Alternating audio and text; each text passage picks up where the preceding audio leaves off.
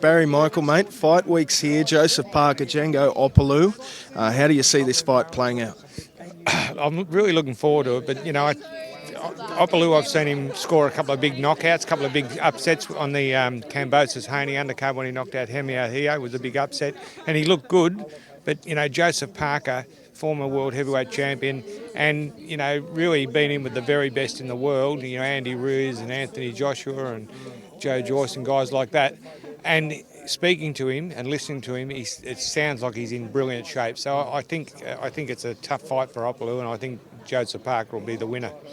And what a card, eh? Guys like Tyson Fury just beside you just now. What are your thoughts on the card as a whole? The card's stacked. It's brilliant. Nikita Tszyu, Benjamin Bomber, Jolly Boy Taylor. You've got Jade Mitchell.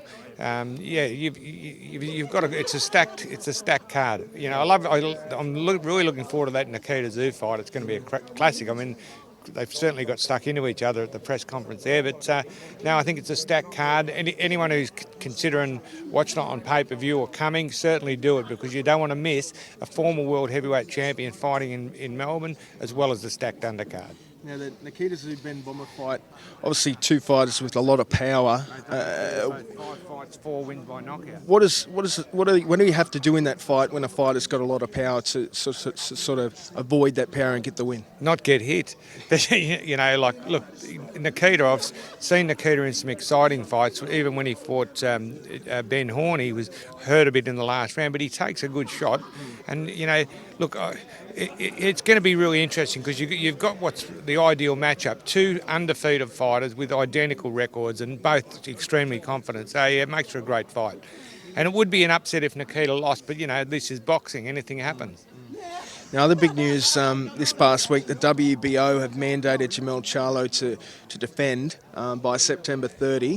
What are your thoughts on that situation? About time. I mean, how many times can you postpone a fight and put it off with injuries? And already he must have a busted hand, but what, did he break his hand sparring with 16-ounce gloves on in 2 places? A bit dubious about that one. And it makes me wonder, with all the trash talk he's done, and now he's seen what Tszyu can do, is he really keen on the fight?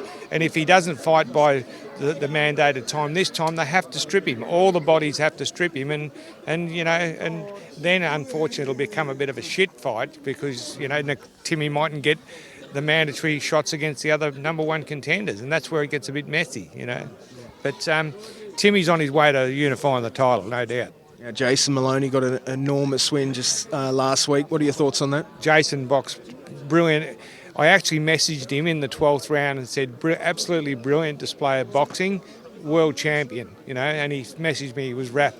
But it was very unfortunate about Andrew. The vicious knockout. I was speaking at a function yesterday, so I didn't fundraiser for Les Twentyman and the St Joseph's Foundation, Joseph's Corner Foundation. So, which helps people with addictions, drug addictions and alcohol addictions, and was in front of a big crowd. So I didn't get to see the Lomachenko Haney fight, but nearly everyone's told me, and I actually backed Lomachenko, everyone's told me that Loma should have got the decision. I don't know if you saw it, but everyone's telling me he was robbed.